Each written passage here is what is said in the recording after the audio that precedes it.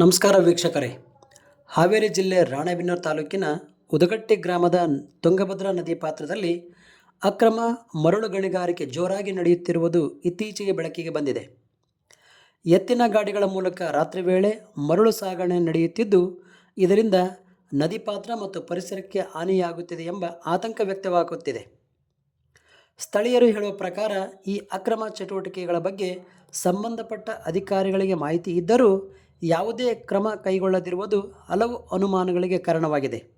ಇದರಿಂದ ಅಧಿಕಾರಿಗಳ ಪಾತ್ರದ ಮೇಲೂ ಪ್ರಶ್ನೆಗಳು ಎದ್ದಿವೆ.